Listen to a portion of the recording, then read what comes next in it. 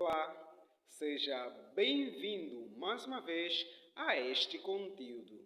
Será que a IA está substituindo os programadores? Não é uma boa pergunta, não acha? Então, neste conteúdo, vamos dar resposta a esta questão muito importante que muitas pessoas têm se feito. Tenha a certeza que vais gostar bastante deste conteúdo, pois foi feito com muito carinho e muito amor. Então, vamos entrar já para um O que a gente está vendo acontecer agora não é o começo do fim.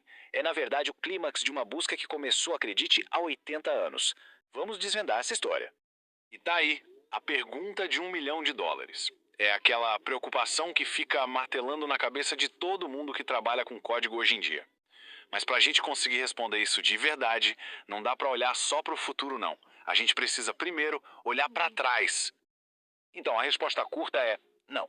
Mas a resposta de verdade é muito mais legal. A questão aqui não é substituição, e sim evolução. Pensa assim, é como se fosse uma grande atualização, o desenvolvedor versão 2.0. O papel não está sumindo, pelo contrário, está subindo de nível. E olha, essa atualização não caiu do céu, não. Ela é o capítulo final de uma jornada longa e bem fascinante. Então vamos refazer os passos que nos trouxeram até aqui, porque são eles que mostram exatamente para onde a gente está indo. Se a gente pudesse resumir toda a história do desenvolvimento de software em uma única ideia, seria esta: a busca incansável pela abstração.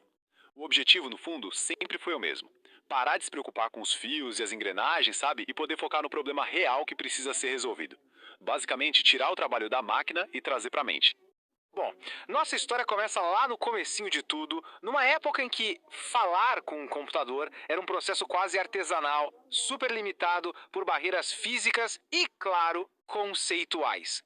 Tenta imaginar a cena. Para rodar um único programa, era preciso entregar uma pilha de cartões perfurados para um operador e esperar, às vezes por dias, para ter o resultado. Essa era a era da restrição. Desenvolver software era para muito poucos. E aí, no meio disso tudo, surgiu uma ideia que muda o jogo. Uma virada de chave vinda de Grace Hopper. Ela imaginou um futuro onde a comunicação com o computador não precisaria ser na língua da máquina, mas em algo muito mais próximo da nossa. Essa foi a sementinha da abstração. E essa sementinha floresceu e virou o compilador. E aqui está o pulo do gato. O compilador foi, na verdade, a primeira grande automação na programação. Ele pegava uma linguagem que um humano conseguia ler e traduzia para a máquina. De certa forma, ele foi o bisavô da IA generativa que a gente vê hoje. E logo de cara, a programação já se dividiu em dois grandes caminhos. De um lado, você tinha o Fortran, para o pessoal da ciência, focado em cálculo bruto, em performance. Do outro, o COBOL, para o mundo dos negócios, onde o foco era clareza em manipulação de dados. Essa ideia de que a ferramenta certa depende do problema existe até hoje. Ok, agora vamos dar um salto no tempo. A chegada da internet mudou absolutamente tudo. De repente, o que importava era velocidade, escala e mudança o tempo todo. A complexidade, cara, explodiu e o jeito antigo de trabalhar simplesmente não dava mais conta. Para dar conta desse novo mundo, um monte de coisa nova teve que surgir e tudo ao mesmo tempo. O Agile ensinou a gente a se mover mais rápido. O DevOps quebrou os muros entre os times. O Git nos permitiu colaborar em escala sem virar uma bagunça. E por baixo de tudo isso, a nuvem, que transformou a infraestrutura em código. O ponto principal é que nada disso funciona sozinho. Uma coisa puxou a outra. E essa busca pela abstração fica super clara quando a gente olha para a infraestrutura. A gente saiu de mainframes e servidores físicos, que dava para tocar, e foi para a virtualização, onde um servidor virou software. Depois para a nuvem, containers e finalmente para o serverless, que é o ponto onde a infraestrutura fica basicamente invisível para o desenvolvedor. A cada degrau, o mesmo objetivo: focar menos na máquina e mais na missão. E pronto, chegamos nos dias de hoje. A chegada da IA generativa não é só mais um passo nessa escada. É um salto quântico. É a maior mudança de paradigma desde aquele primeiro compilador da Grace Hopper, lá atrás. E é aqui que o jogo vira de verdade.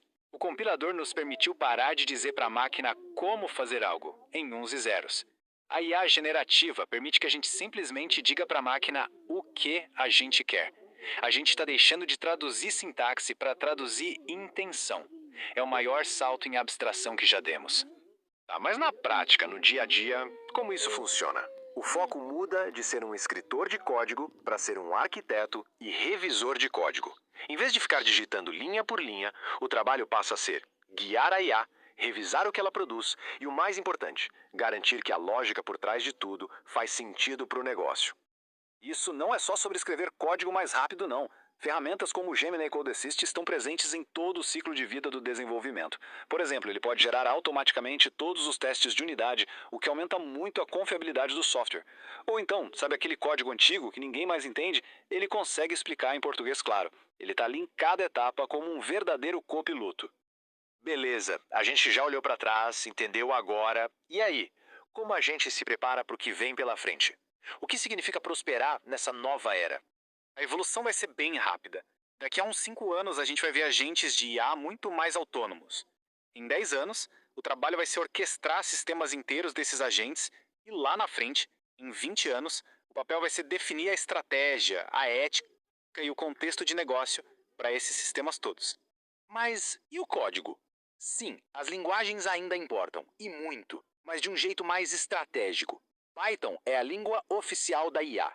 JavaScript e TypeScript dominam a web. Rust e Go são essenciais para a infraestrutura de alta performance que roda tudo isso.